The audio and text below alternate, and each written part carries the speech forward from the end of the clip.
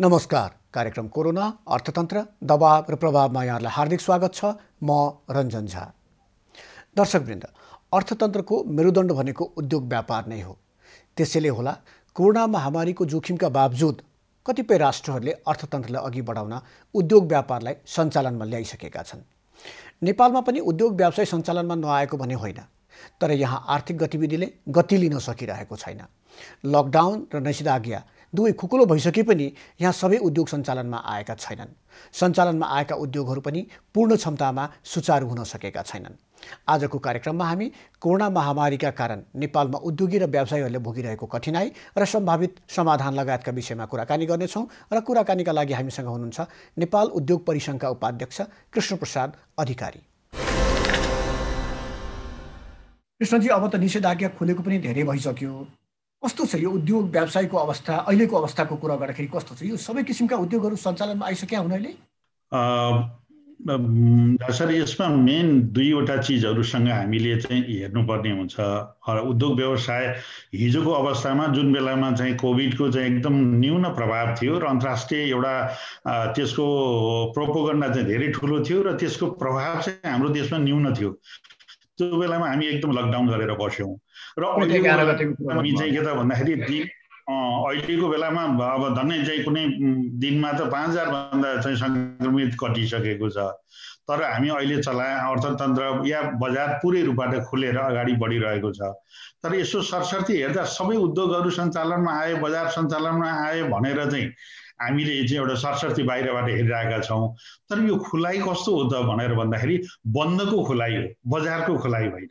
यो हिजो बजार चाहिँ जुन बन्द थियो, यति लामो समय यसरी लकडाउन भएर चाहिँ जुन बसेको थियो, त्यो अवस्थाको खुलाइ हो। तर अहिले समग्र उद्योगहरूको चाहिँ हेर्दाखेरि हामीले के देख्छौँ त भनेर भन्दा ठुला उद्योगहरूले चाहिँ आफ्ना धन्नै 40%, 30, 40, 50% को क्यापेसिटीमा चलिरहेका छन् तिनीहरू। र भनेको सामान्यतया बिपीको चाहिँ अवस्थामा मात्रै उनीहरूले चाहिँ हिजो बन्द लामो अत्याड र बन्द भएको हुनाले आज खुले बापत मात्रै पनि उहाँहरूले सन्तोष गर्ने ठाउँहरू छ। कम्तीमा एउटा चाहिँ मेन्टेनेन्स गर्नको लागि चाहिँ सहज अवस्था सिर्जना भएको छ भनेर एकतिर चाहिँ ठुला उद्योगीको अवस्था छ भने साना उद्योगीहरूको त उनीहरूले दुईवटा, एउटा तपाईँले ह्यान्डिक्राफ्टको यो कच्चा चिजहरूको चाहिँ विदेशमा कच्चा पदार्थमा आधारित साना उद्योगहरूको अवस्था के छ त भन्दा पहिलो कुरो त बाहिरबाट चाहिँ त्यो कच्चा पदार्थ आयात हुने गाह्रो परिरहेको छ र र मेटेरियलको रूप एकदमै महँगो छ, ह्यान्डलिङको कारणले पनि महँगो पर्न गएको छ।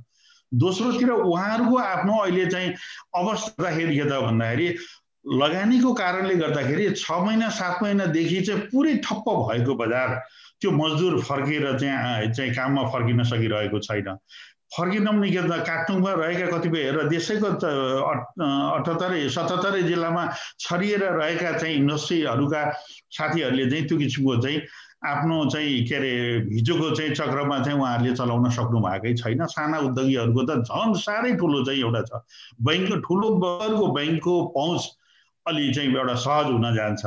साना उद्योगीहरूको त बैंकको पहुँच पनि भएन, हिजो तिर्न सकेको पनि छैन, बिना धितो आज दिन सक्ने अवस्था पनि छैन। ब्याज मिनाएर मौद्रिक नीतिले धेरै चिजहरू गरेको छ। तर चाहिँ के त भन्दाखेरि त्यो उद्यमी, त्यो चाहिँ एउटा चाहिँ के साना व्यवसायीहरूले उद्यमीहरूले चाहिँ त्यो चिज प्राप्त गर्न सकेको छैन। त्यस कारणले गर्दाखेरि बन्दको खुलाइ चाहिँ सबै क्षेत्र खुलेको छ, तर बजार चलायमानको रूपबाट चाहिँ उत्पादन जुन लेभलमा चाहिँ पुग्नु पर्ने हो त्यो चाहिँ हुन सकेको चाहिँ छैन। जुन उत्पादन भन्नुभयो पूर्ण रूपमा अहिले हुन सकेको छैन या पूर्ण रूपमा सञ्चालनमा आइसकेका छैनन् उद्योगहरू भन्नुभयो, यसको समस्या चाहिँ के बेहोरिरहेका छन् उनीहरू?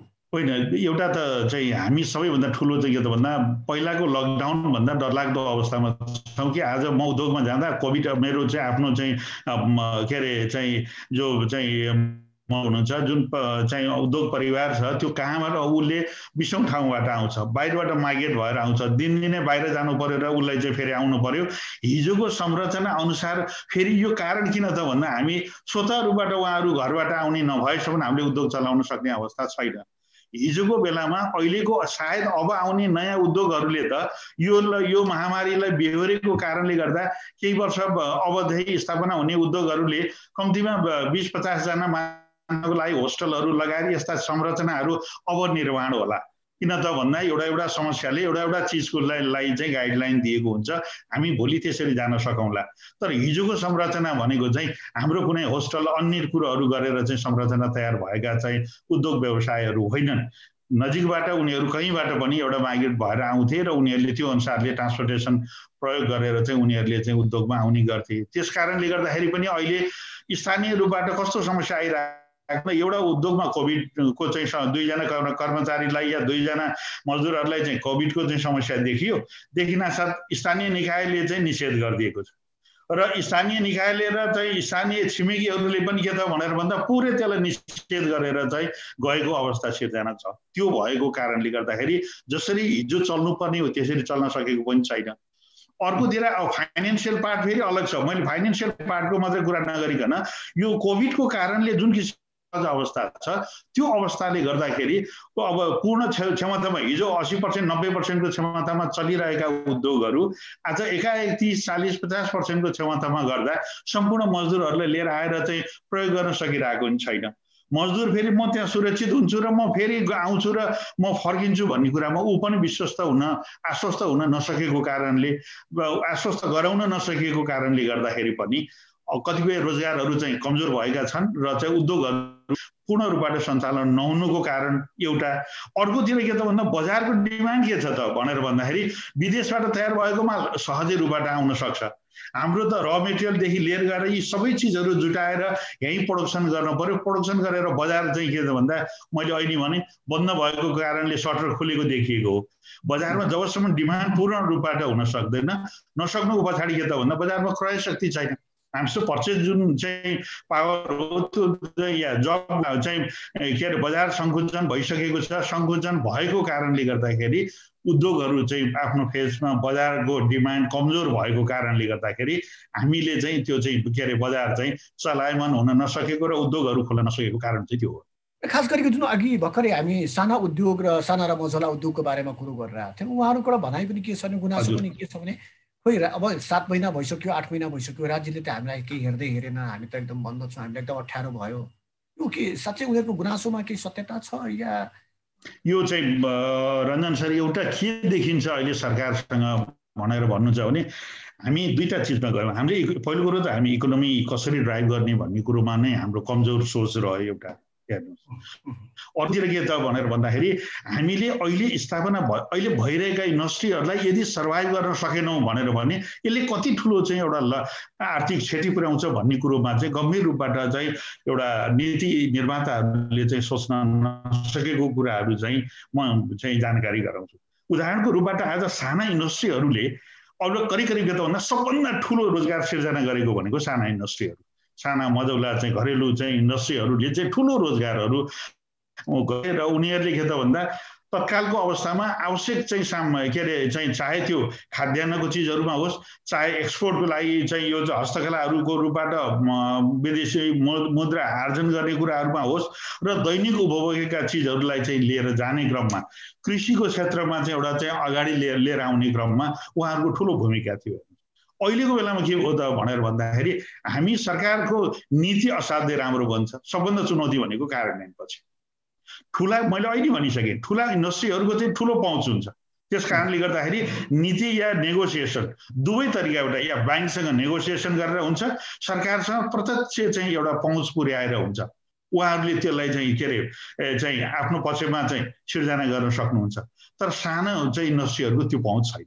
त्यो पहुँच नभएको कारणले ब्याङ्किङ सेक्टरबाट पनि उहाँहरू चाहिँ के अरे चाहिँ एउटा चाहिँ ठगिनु भएको छ र सरकारले पोलिसीको क्रममा मौद्रिक नीति आयो। मौद्रिक नीति आइसकेपछि चाहिँ मौद्रिक नीतिले चाहिँ साना उद्योगहरूलाई पूर्ण रूपबाट सुरक्षा गर्ने प्रत्याभूतिको रूपबाट अहिलेको मौद्रिक नीति व्यवहारिक रूपबाट धेरै राम्रो चाहिँ रूपबाट चाहिँ हामीले पनि चाहिँ के अरे प्रशंसा गरेकै हौँ र यो चाहिँ गभर्नरज्यूले चाहिँ व्यक्त गर्दाखेरि पनि के त भन्दाखेरि नेपालको इकोनोमीमा सर्भाइभ गर्न सक्ने र ब्याङ्कले उत्तरदायित्व लिन सक्ने गरेर चाहिँ हामी चाहिँ लिएर आउँछौँ भन्नुभएको, त्यो व्यवहारमा सैद्धान्तिक रूपबाट उहाँहरूले लिएर आउनु भएको कुराहरूमा बिमार भएर हामीले मुक्त कण्ठले चाहिँ स्वागत गर्यौँ। तर व्यवहारिक रूपबाट के भयो त भनेर भन्दा आज साना इन्डस्ट्रीले भन्नुहुन्छ धितो छैन, जितो पुग्दैन हिजोको अवस्थामा, क्षति भइसक्यो। थप कर्जा दिनको लागि चाहिँ उमा छैन। कर्जा दिएको रकम कहाँ गएर बसिरहेको छ त भनेर भन्दा उहाँहरूले जब असारमा कर्जा लिनुभयो, असारकै ब्याज बुझाउनु भयो। असोजमा भित्र कर्जा लिनुभयो, त्यही ब्याज चाहिँ तिर्नको लागि कर्जा लिइरहनु भयो। तर त्यसले त इन्डस्ट्री त सर्भाइभ हुन त सक्दैन। इन्डस्ट्री सर्भाइभ हुनको लागि त एउटा मजदुरलाई तलब दिनको लागि, अर्को कच्चा पदार्थ गर्नको लागि र बजारको क्रेडिट सहितलाई चाहिँ एउटा चाहिँ मेन्टेन गर्नको लागि चाहिँ कम्तीमा पनि हिजोको अवस्थामा हिजोको चालु पुँजीको चाहिँ के त भन्दा 30 देखि 40% उहाँहरूलाई चाहिँ हामीले इन्जेक्ट गर्न सकेनौँ लगानी भनेर भने त्यो चाहिँ रिभाइभ हुन चाहिँ सक्ने अवस्था चाहिँ छैन। त्यसकारणले फाइनेन्सियल पहुँचको कारणले गर्दाखेरि बैंकको हेर्दाखेरि बैंकको ब्याज बढेको के अरे बैंकको चाहिँ लगानी बढेको छ, रकम बढेर गएको देखिया छ। भदौ र असोजमा मात्रै उत्साहजनक चाहिँ लगानी भयो भनेर डाटामा आइरहेको छ। तर अर्कोतिर गएर के त भन्दा ब्याज रिकभरीको लागि चाहिँ लगानी भएको विषयमा चाहिँ के त भनेर भन्दा मौद्रिक नीतिले हिजो त त्यो सपना देखेर यो कुरो लिएर आएको त होइन। यो व्यक्तिगत रूपमा आक्षेप भन्दा पनि जस्तै निजी क्षेत्रको एउटा नेतृत्वदायी ठाउँमा तपाईँ हुनुहुन्छ, नेपाल उद्योग परिसङ्घ उपाध्यक्ष हुनुहुन्छ। यो आवाज किन बाहिरसम्म जान सकेन? सरकारलाई किन दबाब हामी के अरे सिर्जना गर्न सकेनौँ? हामीले दुईवटा, तपाईँले अहिले भर्खर मात्रै चाहिँ अब मन्त्रालयमा चाहिँ अर्थ मन्त्रालयमा अर्थमन्त्रीज्यू चाहिँ परिवर्तन हुनुभएको छ। सिएनआईको तर्फबाट चाहिँ हामीले चाहिँ मन्त्रीज्यूलाई चाहिँ यो किसिम विभिन्न सुझावहरू पनि हामीले चाहिँ गरेका छौँ र भोलि पनि त्यो कुरोमा चाहिँ उहाँलाई चाहिँ अब यो कोभिडको कारणले गर्दा कतिपय असहजता छ, तर पनि हामी त्यसलाई चाहिँ उहाँलाई चाहिँ त्यो किसिमको चाहिँ एउटा चाहिँ आवश्यक निर्देशनको लागि चाहिँ हामी पहल गर्नको लागि अनुरोध गर्छौँ। तर चाहिँ हामी उहाँहरूले चाहिँ अहिलेको मैले अस्ति हिजो मात्रै सेजनको चाहिँ कार्यक्रममा के सेजनको सँगको चाहिँ भेटमा चाहिँ अर्थमन्त्रीज्यूले स्पष्ट रूपबाट दुईटा कुरा गर्नुभएको छ। एउटा चाहिँ उत्पादनको क्षेत्रमा चाहिँ हामीले चाहिँ सुधार गर्न सकेनौँ, इकोनोमी चलायमान गर्न सकेनौँ र यो सङ्कुचन चाहिँ हामीले चिर्न सकेनौँ भनेर भने ठुलो क्राइसिस आउन सक्छ भनेर सैद्धान्तिक रूपबाट उत्पादन गिरिएको कुरो र हामीले इकोनोमी चलायमान बढाउन नसकेको कुरो सैद्धान्तिक रूपबाट अर्थमन्त्रीज्यूले स्वीकार गरिसक्नु भएको छ। त्यस कारणले गर्दाखेरि हामी आशा गरेका छौँ यो चाहिँ स्वीकृति भनेको चाहिँ समस्या जहाँको तहीँ रह्यो, यो समस्यालाई चिर्नको लागि योभन्दा ठुलो लेभलबाट चाहिँ पहल गर्नुपर्ने छ भन्ने कुरो अर्थमन्त्रीज्यूले चाहिँ स्वीकार गर्नुभएको आर्थिक पत्रकार समाजसँग सेजनसँग चाहिँ स्वीकार गर्नुभएको चिज हेर्दाखेरि कता हामीले चाहिँ धेरै ठुलो चाहिँ उत्साह, म त्यो न्युजबाट ठुलो उत्साही पनि भएको छु। किन त भन्दा समस्या पहिचान गर्ने र समस्याको चाहिँ के अरे गम्भीरतालाई चाहिँ ख्याल गर्न सकियो भने मात्र त्यसको समाधान गर्न चाहिँ हामी सक्छौँ। त्यस कारणले अब उत्पादन क्षेत्र वृद्धि गर्नको लागि दुईटा अवस्था छ। एउटा कोभिड कहिले चाहिँ समाधान हुन्छ योसँग हाम्रो डिसिजन छैन, यो हाम्रो हातमा पनि छैन। र हिजो भूकम्प आउँदाखेरि पनि हामी ठुलो क्राइसिसमा परेका थियौँ, तर हाम्रा सहयोगी हातहरू संसारभरिमा थिए। हामीलाई आवश्यक सहयोग गरेर चाहिँ उहाँहरूले चाहिँ हामीलाई चाहिँ अगाडि चलायमान बनाउन ऋण या सहयोग कुनै पनि चिजहरू गर्नको लागि चाहिँ संसारका हातहरूले उहाँहरूले फैलाउनु भएको थियो। हामीले संसारलाई अनुरोध गर्न सकेका थियौँ। आज जो हिजोका ती सहयोगी हातहरू हुन् उहाँहरू पनि यही क्राइसिसमा हुनुहुन्छ। त्यस कारणले गर्दाखेरि हामीले हाम्रो चरम पहलबाट, राष्ट्रिय पहलबाट र अन्तर्राष्ट्रिय चाहिँ हाम्रा विकास साझेदारहरूबाट चाहिँ सहयोग लिएर चाहिँ यसलाई चाहिँ हामीले चाहिँ कोभिडलाई चाहिँ चिर्नुपर्ने अवस्था छ।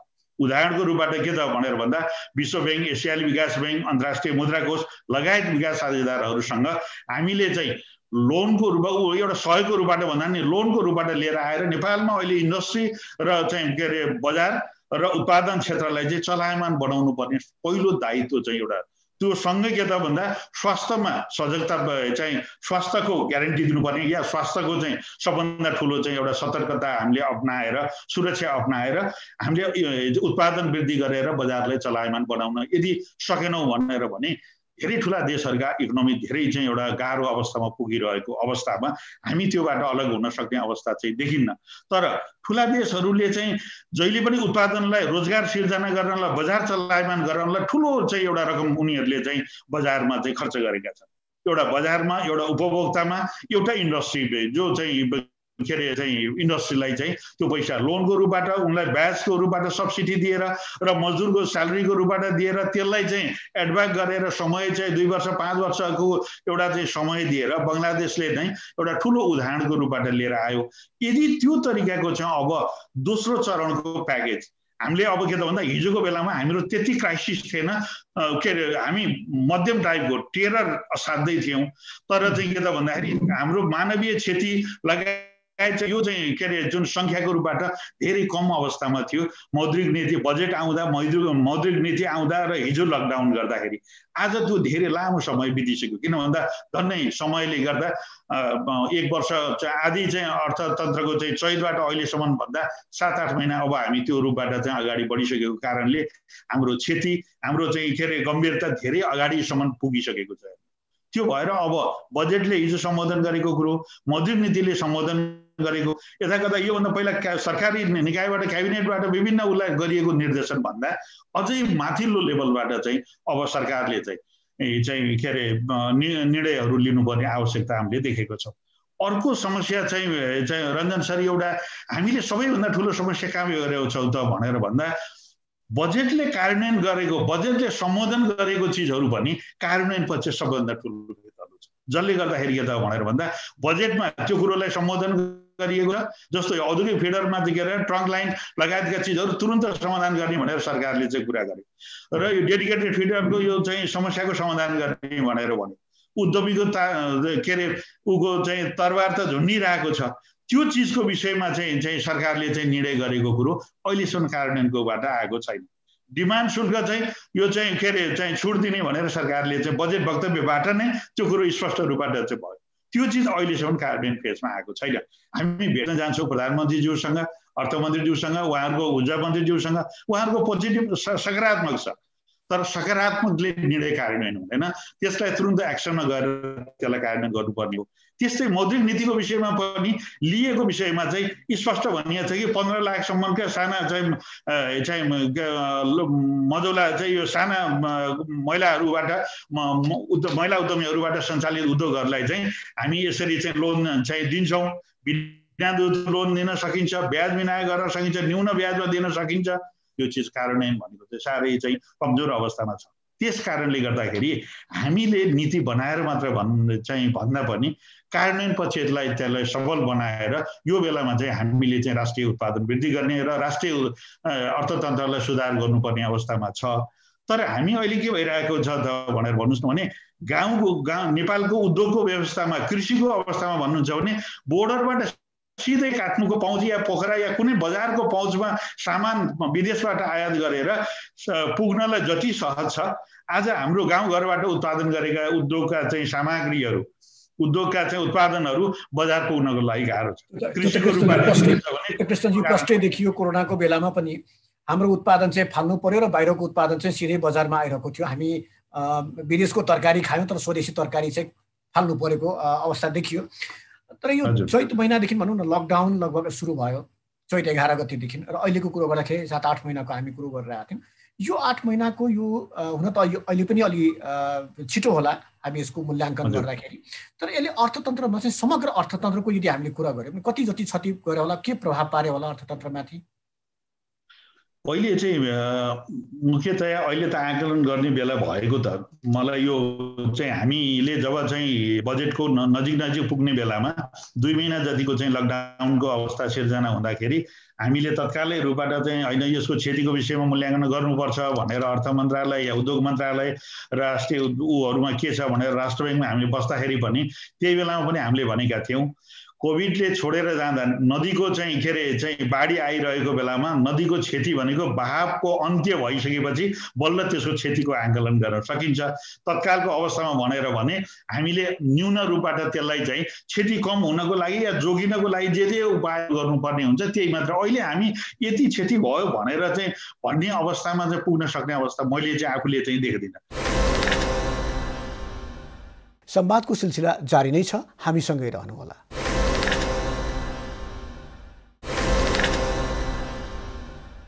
कार्यक्रम कोरोना अर्थतन्त्र दबाव र प्रभावमा यहाँहरूलाई पुनः स्वागत छ। यो कोभिडको कुरा गर्दाखेरि नेपालको मात्रै समस्या त होइन, विश्वव्यापी रूपमा देखिएको यो समस्या हो।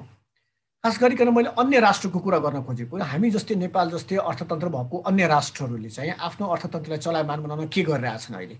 यसरी रञ्जनजी यसमा चाहिँ दुई तीनटा अवस्था चाहिँ देखिन्छ। हामीले अब यो अमेरिकाको कुरो गरेर या चाहिँ फ्रान्सको कुरो गरेर या अन्यमा गरेर जापानको कुरो गरेर हामी अब $1000 प्रति व्यक्ति आय भएको न्यून आय भएको चाहिँ राष्ट्रमा चाहिँ हामीले त्यो उदाहरणबाट पनि त्यही अपेक्षा पनि गरेर हुन्न र त्यही उदाहरणको रूपबाट पनि हामी पेश गरेर हुन्न। जस्तो अहिले चाहिँ अब संसारभरि अहिले दोस्रो चरणको चाहिँ जुन लकडाउन या एउटा चाहिँ कोभिडको महामारीको रूपबाट चाहिँ लिएर चाहिँ अब 1.5 महिना चाहिँ लकडाउनको घोषणाहरू चाहिँ भइरहेको छ। यस कारणले गर्दाखेरि पर्यटन क्षेत्र तुरुन्तै चाहिँ सुधार भएर हाम्रो इकोनोमी अघि जान सकिहाल्छ कि भन्ने कुरो पनि अलि शिथिलताको रूपबाट हामीले त्यति ठुलो चाहिँ आशा गरिहाल्न सक्ने अवस्था छैन। हामी जस्तै देशहरूमा अहिले सर्भाइभ गरिरहेको देशहरूको क्रममा नजिक रहेको बङ्गलादेश मेन गरेर चाहिँ ठुलो सानै देश भए पनि ठुलो जनसङ्ख्या रहेको र एक्सपोर्टको ठुलो चाहिँ एउटा चाहिँ हिस्सा रहेको देश भएको कारणले गर्दाखेरि बङ्गलादेशले दुई तीनटा चिजहरूमा चाहिँ मेन गरेर चाहिँ उसले चाहिँ बजारलाई चाहिँ एउटा अलिकति चलाएनन्। एउटा त बङ्गलादेशले हाम्रो लेभलबाट चाहिँ के अरे लकडाउन गरेन, जुन रूपबाट हामीले चाहिँ एउटा चाहिँ न्यून चाहिँ 2-4 जना चाहिँ हाम्रो चाहिँ एउटा कोभिडको चाहिँ पोजिटिभ देखिन साथ पनि महिनौँ हामीले चाहिँ जसरी गर्यौँ त्यो अनुसारले उहाँहरूले चाहिँ गर्नु भएन। बङ्गलादेशको एउटा उदाहरणको मलाई किन लाग्छ त भनेर भन्दा नजिक रहेको कारण अर्कोतिर त्यति ठुलो इम्प्लोइ यति चाहिँ एक्सपोर्ट त्यति नै छ र चाहिँ आन्तरिक चाहिँ के अरे बजार पनि त्यति नै ठुलो भएको चाहिँ एउटा देश भएको कारणले उहाँहरूले मजदुरलाई तलब दिनको लागि चाहिँ उहाँहरूले सुरुमै के भन्ने कसैले पनि मजदुरको तलब रोक्न पाइन। त्यो चाहिँ म चाहिँ न्यून के अरे ब्याजमा तपाईँहरूलाई चाहिँ म चाहिँ ब्याज सब्सिडी गरेर चाहिँ म चाहिँ लगानी गर्छु र त्यो चाहिँ के त भन्दा कम्तीमा 4 वर्ष 5 वर्षको इन्स्टलमेन्टको रूपबाट स्थिति सहज भइसकेपछि रिटर्न त्यसको चाहिँ पेब्याक पिरियड चाहिँ लिएर चाहिँ म चाहिँ तपाईँहरूलाई गर्छु भनेर उद्यमीहरूलाई तुरुन्त सम्बोधन गरेको कारणले पहिलो कुरो मजदुर र बेरोजगारको समस्या त्यहाँ चाहिँ हल भयो। पहिलो चाहिँ स्टेजमा चाहिँ उहाँहरूले हल गर्नुभयो। दोस्रो चाहिँ उहाँहरूले के त भनेर भन्दा सुरक्षाको मापदण्डको क्रममा यो चाहिँ ट्रेसिङ पनि उहाँहरूले अलिकति बढाउनु भयो र चाहिँ एक्सपोर्टलाई चाहिँ कुनै पनि ठाउँहरूमा पनि सम्भव भएका एक्सपोर्टहरूलाई चाहिँ उहाँहरूले चाहिँ के अरे त्यो क्षेत्रलाई चाहिँ विशेष सुरक्षाको रूपबाट उहाँहरूले अगाडि बढाएर लिएर जानु, जसले गर्दाखेरि बङ्गलादेशले त्यो चाहिँ एक्सपोर्टमा पनि उहाँहरूले धेरै क्षति, किन भन्दा औषधिमा धेरै ठुलो चाहिँ निर्यातक छ, टेक्सटाइल धेरै ठुलो चाहिँ निर्यातकको रूपबाट उहाँहरू हुनुहुन्छ र चाहिँ धेरै चिज हिजो आयात गर्नुहुन्थ्यो भने आज त्यो प्रतिस्थापन कृषिमा पनि राम्रो प्रतिस्थापन गरेर चाहिँ बङ्गलादेशले आफूले इकोनोमी चाहिँ डेभलप गरिरहेको छ। र अर्को चाहिँ श्रीलङ्काको पनि के देखिन्छ त भन्दा यही नै करिब यस्तै रूपबाट र इन्डस्ट्रीलाई चाहिँ के त भन्दा ठुलो फाइनेन्सिङ चाहिँ उहाँहरूले चाहिँ गर्नुभएको छ, जसलाई चाहिँ के त लामो पिरियड दिएर चाहिँ कुनै बेलामा पनि उद्यमीले चाहिँ सुरक्षा मापदण्ड अपनाएर कुनै पनि उमा चाहिँ उत्पादनलाई वृद्धि गर्नु पर्यो र उत्पादनलाई चाहिँ बन्द गरेर बस्नु भएन भन्ने कुरोमा चाहिँ आवश्यक चालु पुँजी र थप चाहिँ लगानीको वातावरण चाहिँ बङ्गलादेशमा धेरै चाहिँ सुरक्षित रह्यो। हाम्रै मित्र राष्ट्र भारतमा हुन त अब धेरै ठुलो क्षति भइरहेको छ भारतमा र फेरि चाहिँ ठुला चाहिँ एउटा ऊ पनि आइरहेको छ। तर भारतले पनि एउटा चाहिँ के गर्छ भन्दा अन्तर्राष्ट्रिय रूपबाट एक्सपोर्टको विषयमा भन्नुहुन्छ भने आइरहेको इन्डस्ट्रीहरू बन्द गरेको लागि चाहिँ कहिल्यै पनि त्यो किसिमको चाहिँ सुरुको अलिकति समय चाहिँ 20-21 दिन चाहिँ त्यहाँ चाहिँ निकै ठुला भयो। त्यसपछि उद्योगलाई चाहिँ सञ्चालन गर्नको लागि हर हदम त्यहाँमा चाहिँ प्रयत्न भयो। लगानीको लागि पनि राष्ट्र ब्याङ्कले त्यहाँको चाहिँ आरबिआईले चाहिँ ठुलो चाहिँ एउटा चाहिँ लगानीको लागि वातावरण सिर्जना गरेको कारणले गर्दाखेरि चाहिँ भारतमा र अर्को ट्याक्सको माध्यमबाट त अब इन्डिया हुन त त्यो अलिकति पहिलाबाट नै अटोमोबाइल इन्डस्ट्रीमा इन्डियामा सङ्कुचन आएको थियो।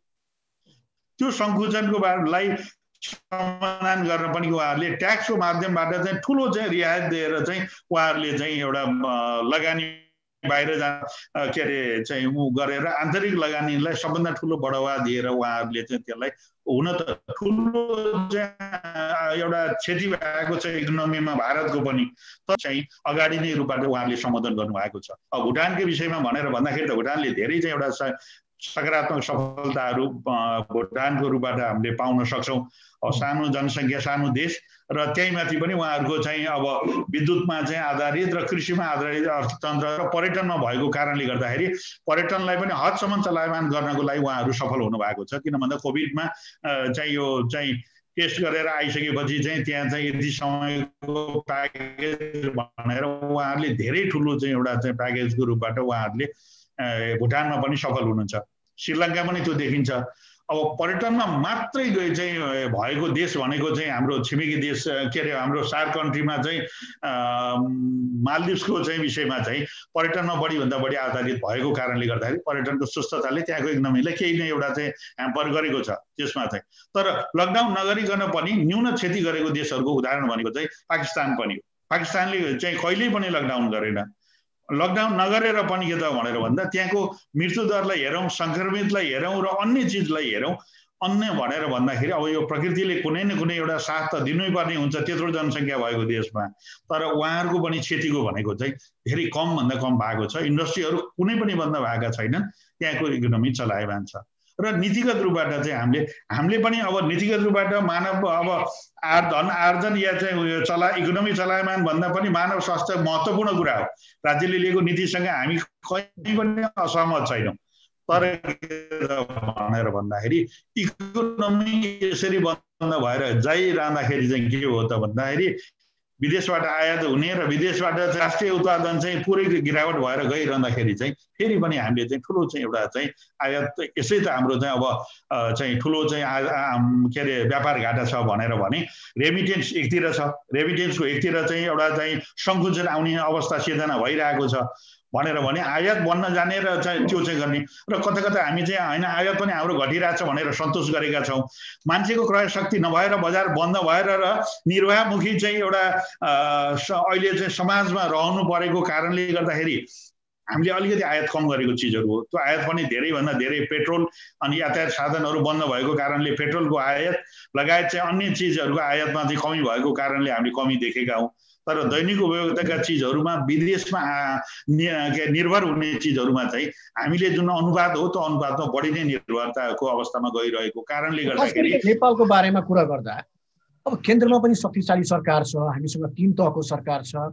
यो सरकारले बुझ्नै नसकेको यो जुन अहिले जुन आएको एउटा सङ्कट देखिएको छ हाम्रो अगाडि, यो सङ्कटसँग सामना कसरी गर्ने के बुझ्नै नखोजेको या बुझ्न नसकेको? रञ्जनजी, यसमा सरकारले कामै गरेन भनेर चाहिँ भन्नुभन्दा पनि हामी कहीँ न कहीँ चाहिँ यो चाहिँ के अरे कोभिडसँग लड्नको लागि स्ट्राटेजी बनाउने कुरामा चाहिँ हामी कमजोर भएका छौँ। हामीले चाहिँ दुई तीनटा चिजहरूलाई हेर्छौँ। यही अनुमानकै लामो समय भइसक्यो होइन। यसरी चाहिँ अब सरकार कता कता के त भनेर भन्दाखेरि हिजो सबै कुरो चाहिँ सरकारले गर्छ, तपाईँहरू चिन्ता नगर्नुहोस् र नागरिकको जिम्मेवारी चाहिँ हाम्रो हो, स्वास्थ्यको लागि र नागरिकको जीवन रक्षाको लागि हामी कुनै पनि एक्सन गर्नको लागि तयार छौँ सरकारले भनेपछि जनताले विश्वास गरे। आज जुन बेलामा एक दिनमा 5000 भन्दा बढी सङ्क्रमित आउन थालिसकेपछि सरकारले म चाहिँ त्यो पैसातिर के अरे फ्री अफ कस्टमा म केही पनि कुरा गर्न सक्दिनँ, यदि नत्र भने डिक्लेयर गरेर असहाय हो भने असहाय, किन त भन्दा उपचार गर्न सक्दिनँ भने त असहाय नै हो, असहाय डिक्लेरेसन गर्ने हो भने बल्ल राज्यले दायित्व गर्छ भनेर भनिसकेपछि आम जनताप्रतिको सरकारको ले लिएका सकारात्मक कुराप्रति पनि पोजिटिभ सोच आयो। किन त भनेर भन्दा भन्ने र गर्ने कुरामा फरक भयो। जुन बेलामा एकदम असहज अवस्था सिर्जना भयो त्यो बेलामा राज्यले हात छोडिदिने र जुन बेला असहज अवस्था सिर्जना भएको थिएन तपाईँहरूको ग्यारेन्टी म लिन्छु भनेर चाहिँ राज्यले चाहिँ एउटा घोषणा गरिदिने। यो भन्ने व्यवहार र यो पोलिसी तयार गर्ने कुराहरूमा सरकार चुकेको अवस्था चाहिँ मैले चाहिँ देखिरहेको छु। जस्तो उदाहरणको रूपबाट तपाईँले अहिलेको बेलामा चाहिँ सरकारले चाहिँ व्यापक रूपबाट चाहिँ एउटा टेस्ट गरेर चाहिँ आइसोलेसनमा चाहिँ कसरी गर्न सकिन्छ, अन्य क्षेत्रलाई कसरी चाहिँ अगाडि बढाउन सकिन्छ भनेर जानुपर्ने ठाउँमा जब आफैले नै यो चाहिँ व्यवहार भोग्न पर्ने अवस्था भइसकेपछि समाजमा यत्रो चाहिँ गरिबीको रेखामा रहेका, यत्रो चाहिँ निम्न गरिबी चाहिँ र गरिबको चाहिँ उपस्थिति रहेको हाम्रो जस्तो देशमा को चाहिँ टेस्ट गर्नलाई जाने, त्यो जुटाउनलाई को जाने, त्यो भएको कारणले गर्दाखेरि सङ्क्रमण झन् फैलिने अवस्था सिर्जना भइरहेको। म कुनै चाहिँ यो चाहिँ कोभिड सम्बन्धी या यो स्वास्थ्य सम्बन्धी विज्ञ होइन, मैले व्यावहारिक रूपबाट देखेको चाहिँ के त भनेर भन्दा आज उद्योगले सहयोग नगर्ने भने एउटा मजदुरले गएर टेस्ट गर्न सक्ने अवस्था छैन भनेर भने यो अवस्थामा ऊ आफै चाहिँ बिरामी भएर घरमा बस्नुपर्ने अवस्था भयो र परिवारमा बस्नुपर्ने अवस्था भयो भने चाहिँ यो सङ्क्रमण त झन् अरू समाजमा फैलिएर जान सक्ने अवस्था आउँछ। अब सङ्क्रमण बढ्ने क्रममै छ, अर्थतन्त्र धराशायी भइसक्यो, अब अगाडि कसरी बढ्ने? अबको बाटोको विषयमा चाहिँ हामीले अन्तर्राष्ट्रिय रूपबाट पनि हेर्छौँ कि अन्तर्राष्ट्रिय रूपबाट पनि हामीले यो बेलामा चाहिँ स्वास्थ्य पहिलो प्राथमिकता हो। सरकारले आम नागरिकहरूको चाहिँ स्वास्थ्यको जिम्मेवारी चाहिँ सरकारले लिनुपर्ने हुन्छ। यो महामारी जब हामी शब्दकै रूपबाट चाहिँ पेन्डेमिक भइसकेपछि के त भनेर भन्दाखेरि यो आम व्यक्तिगत नागरिकको चाहिँ पहुँचले मात्र यो समस्याको समाधान हुन्न।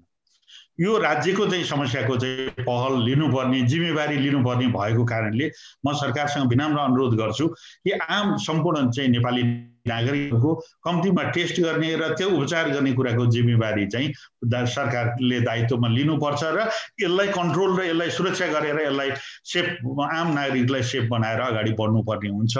एउटा स्वास्थ्यमा चाहिँ अगाडि बढ्नको लागि म एउटा निजी क्षेत्रको रूपबाट सरकारप्रतिको अनुरोध योभन्दा हामीले किन भन्दा अब यसको लागि आवश्यक के पहल गर्ने निजी क्षेत्रको हस्पिटल निजी क्षेत्रका चाहिँ स्वास्थ्य चाहिँ संस्थाहरूले कस्ता चाहिँ पहल लिनु पर्यो, निजी क्षेत्रका इन्डस्ट्रीहरूले व्यवसायीहरूले कस्ता पहल लिनु पर्यो, सरकारले दूरगामी रूपबाट चाहिँ सर्भाइभ गर्न सक्ने गरेर चाहिँ नीति चाहिँ हामीलाई पनि एउटा सर्कुलर गर्नु पर्यो, नीति निर्माण गर्नु पर्यो पहिलो स्वास्थ्यको क्रममा।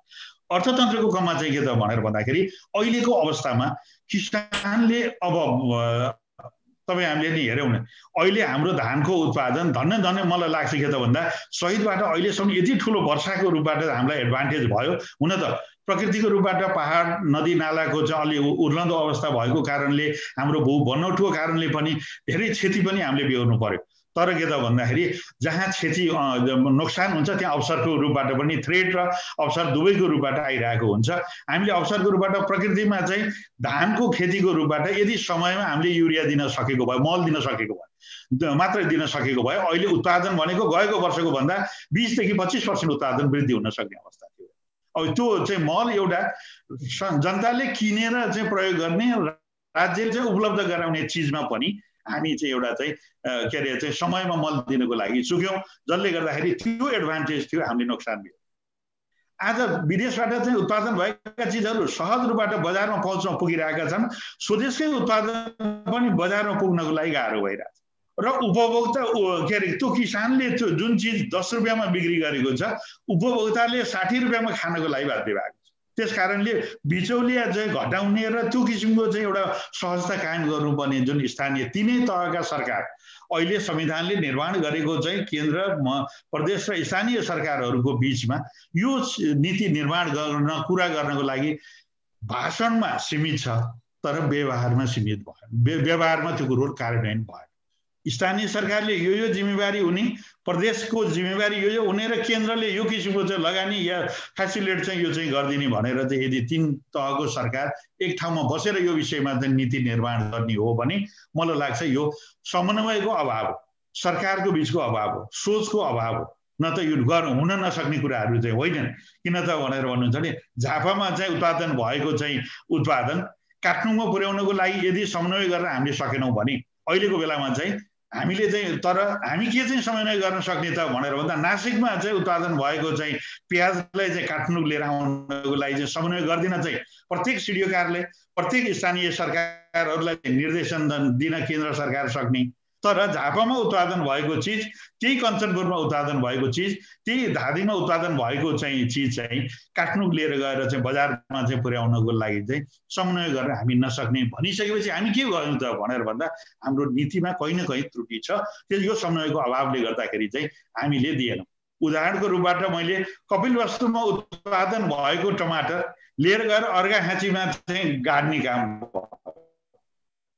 र स्थानीय निकायदेखि लिएर गएर जनप्रतिनिधि सबै बसेर चाहिँ त्यहाँ चाहिँ त्यो चाहिँ गाड्ने काम भयो, के अरे डिस्पोज गर्ने काम भयो। तर इन्डियाबाट आएको त्यही फल तरकारी लिएर आएर बुटोलमा बिक्री वितरण गर्नको लागि सहजता गर्ने काम त्यही चाहिँ स्थानीय प्रशासन र त्यही स्थानीय सरकारहरूबाट भयो। यो चाहिँ किसिमको चाहिँ समन्वय गर्दाखेरि चाहिँ हामीले त्यो चाहिँ अब क्षति चाहिँ बेहोरिरहेछौँ। अब हामीले कृषि सेक्टरलाई यस्ता क्षतिबाट पाठ सिकेर हिजो त एकपल्ट क्षति भयो, अब फेरि आगामी दिनहरूमा किसानले तपाईँ लगाउनुहोस्, हामी तपाईँको उत्पादन क्षति भयो भने पनि हामी चाहिँ तपाईँको ग्यारेन्टी दिन्छौँ र निम्नतम यो रेटमा चाहिँ बजारको चाहिँ ग्यारेन्टी हामी गर्छौँ, समन्वय गर्छौँ, तपाईँहरू चाहिँ उत्पादनमा चाहिँ सरिक भइदिनुहोस् भनेर आम जनताहरूलाई केन्द्र सरकार प्रदेश सरकार र स्थानीय सरकारले चाहिँ एउटा चाहिँ के अरे उहाँहरूलाई चाहिँ ग्यारेन्टी दिनुपर्ने छ, उहाँहरूलाई आश्वस्त बनाउनु पर्ने छ, जसले गर्दाखेरि किसानहरूले आश्वस्त रूपबाट आफ्नो उत्पादनहरू चाहिँ पूर्ण रूपबाट उत्पादन गर्न सुरु हुन्छ। किन त भन्नुहुन्छ भने 3 देखि 4 महिनामा त त्यो उत्पादन त आइसकेको हुन्छ। एउटा क्षति भयो होला, अर्को क्षति अब हिजोको धानको क्षतिलाई हेरेर अब चाहिँ गहुँको क्षति, यो दलहन बालीको क्षति, मकैलाई चाहिँ आवश्यक पर्ने मलको क्षतिको लागि चाहिँ स्टक गरेर राख्ने कि नराख्ने त? हाम्रो अहिले पनि चाहिँ मल आइपुगेको छैन। हामी यत्रो 6 महिना 8 महिनाको चाहिँ एउटा दुर्दशाबाट अहिलेसम्म पनि पाठ सिक्न सकेका छैनौँ। त्यसकारणले उत्पादन क्षेत्रमा भएको अवस्था भनेको यो। अब अर्थतन्त्रको क्रममा चाहिँ के त भनेर भन्नुहुन्छ भने सरकारले दुईटा कुरो, सरकारले स्वास्थ्यमा विशेष तरिकाले ध्यान दिनुपर्ने भएको कारणले गर्दाखेरि अहिले उद्योगहरूलाई चाहिँ अरबौं पैसाहरू चाहिँ तपाईँहरूलाई म अनुदान दिन्छु भनेर भन्न नसक्ला। तर चाहिँ के त भनेर भन्दा ब्याजको न्यून ब्याजमा, किन त भन्दा मैले अहिले भने यो नाफा गर्ने अवस्था होइन, बैंकले पनि ठुलो नाफाको अवस्था होइन। उद्योगहरू बचे, व्यवसाय बच्यो भने लगानी गरेर अर्को वर्षबाट हामीले चाहिँ फेरि पनि नाफा लिउँला।